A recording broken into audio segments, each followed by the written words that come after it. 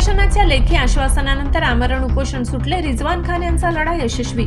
बुलढाणा देऊळघाट येथील रहिवासी रिजवान खान उस्मान खान यांनी बाजार रोट्यावरील अतिक्रमण व गुरे बांधण्याच्या समस्येबाबत 26 जानेवारी 2026 पासून सुरू केलेले आमरण उपोषण अखेर प्रशासनाच्या हस्तक्षेपानंतर मागे घेतले।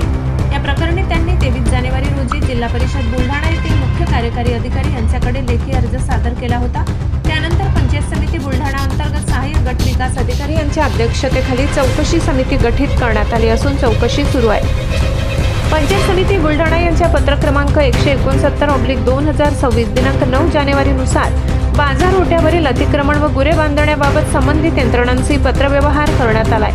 अतिक्रमण काढण्यासाठी पोलीस संरक्षण मिळविण्याची कार्यवाहीही सुरू करण्यात आल्याचे प्रशासनाने स्पष्ट केले। प्रशासनाकडून योग्य व तातडीची कार्यवाही सुरू असल्याचे लेखी पत्र मिळाल्यानंतर रिजवान खान यांनी आपले आमरण उपोषण मागे घेतले। यावेळी विस्तार अधिकारी देऊळगाव ग्रामपंचायतीचे ग्रामसेवक, भारतीय जनता पार्टीचे नंदू लवंगे आदी मान्यवर उपस्थित होते। प्रशासनाने नागरिकांना सहकार्य करावे असे आवाहन केले। पोलीस टाइम मराठी न्यूज साठी कार्यकारी संपादक मोहम्मद अकील यांचा खास रिपोर्ट। गेल्या 4 दिवसापासून इथं आमरण उपोषणाचा इशारा देऊळघाटच्या हितासाठी, देऊळघाटात घाण जेवढी मोठी घाण झाली त्या घाणीसाठी आणि गावातील अतिक्रमणासाठी रिजवान खान आमचे मित्र यांनी गेल्या 4 दिवसापासून इथं उपोषण सुरू केलं। आता 4 दिवस कोणी या ठिकाणी आले नाही, त्यांना भेटीसुद्धा दिली नाही। प्रशासनाने यांच्याकडे खूप मोठं दुर्लक्ष केलं।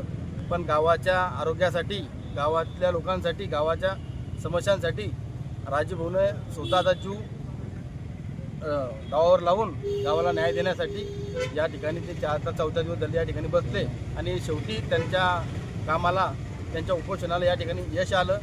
आणि आमच्या पंचायत समितीचे विस्तार अधिकारी गवते साहेब आणि देऊळघाटचे ग्रामसेवक यांनी सुद्धा खूप प्रयत्न केले, पण यांचे गावातील राजकारणी लोक त्यांना थोडासाही रिस्पॉन्स दिला नाही। त्यामुळे त्यांचे हातपाय थकले आणि त्यांच्याकडून तेवढं काही झापलं नाही। पण तरी शेवटी त्यांनी स्वतः लिहून दिलं गवते साहेबांनी आणि त्यांनी आणि BDO साहेबांनी की बा येत्या 15 तारखेपर्यंत देऊळघाटातलं अतिक्रमण राजूभाऊच्या म्हणण्याप्रमाणे सगळं अतिक्रमण 15 तारखेच्या आतमध्ये पूर्ण साफ करून देऊ असे त्यांनी स्वतः, म्हणजे गावीच नाही तर लेखी दिलं। लेखी सोबत देऊन 15 तारखेपर्यंत गावातलं सगळं अतिक्रमण निघून जाईल आणि शेवटी राजूभाऊला त्या उपोषणाला यश आलं।